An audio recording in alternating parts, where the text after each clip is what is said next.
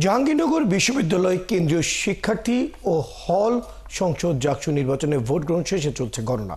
বৃহস্পতিবার রাত 10টার দিকে গণনা শুক্রবার হলেও সকাল 8টা পর্যন্ত 21টি হলের মধ্যে মাত্র 17টি হলের ফলাফল প্রকাশ করতে পেরেছে। তবে কেন্দ্রীয় সংসদের ব্যালট এখনও গণনা শুরু হয়নি। হলগুলো ফলাফল প্রকাশের পর কেন্দ্রীয় সংসদের ফলাফল প্রকাশ করা হবে। এতে শুক্রবার বিকেল হয়ে যেতে পারে বলে ধারণা করা হচ্ছে। তবে নির্বাচনে অংশ নেওয়া 7টি প্যানেলের মধ্যে 4টি প্যানেলে অনিয়মের অভিযোগ তুলে পৃথক সংবাদ সম্মেলনের মাধ্যমে নির্বাচন বর্জন ঘোষণা দেয়। একই দাবিতে ছাত্রদল মনোনীত প্রার্থীর সংগঠনের নেতাকর্মীদের সঙ্গ নিয়ে প্রহসনের নির্বাচন স্লোগানে বিক্ষোভ মিছিল করেন। আর রাত 1:30টার দিকে সংবাদ সম্মেলন করে নির্বাচন বয়কট না করলেও কমিশনের প্রতি অনাস্থার কথা তুলে ধরে বাকছাড় মনোনীত প্যানেলের প্রার্থীরাও।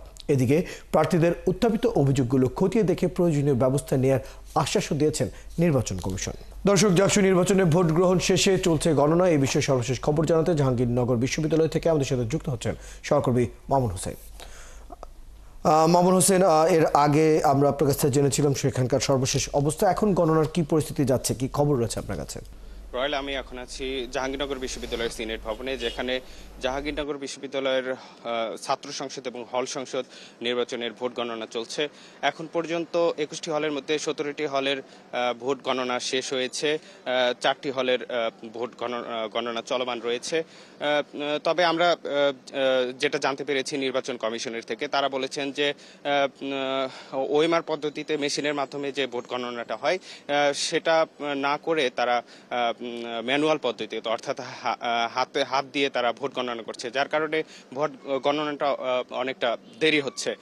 তো শেষ খবর পাওয়া পর্যন্ত আমরা যেটা জেনেছি যে 17টা হলের ভোট গণনা শেষ হয়েছে, আরও 4টি হল বাকি রয়েছে।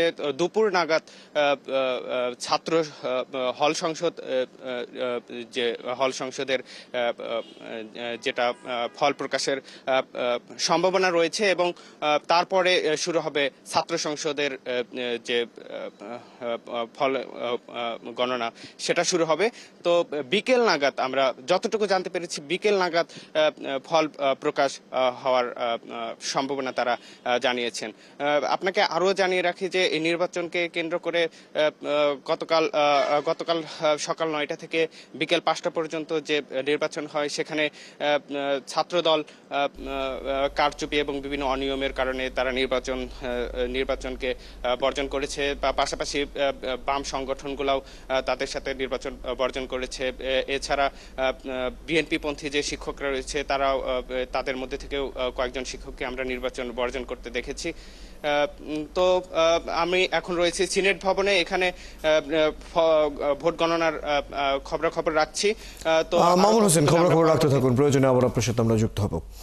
দর্শক, আমাদের সাথে আমাদের সহকর্মী মামুন হোসেন জাহাঙ্গীরনগর বিশ্ববিদ্যালয় থেকে যুক্ত ছিলেন। জাকসু নির্বাচনের যে ভোট গ্রহণের শেষে যে গণনা চলছে সেই বিষয়ে সর্বশেষ খবরাখবর জানছিলাম।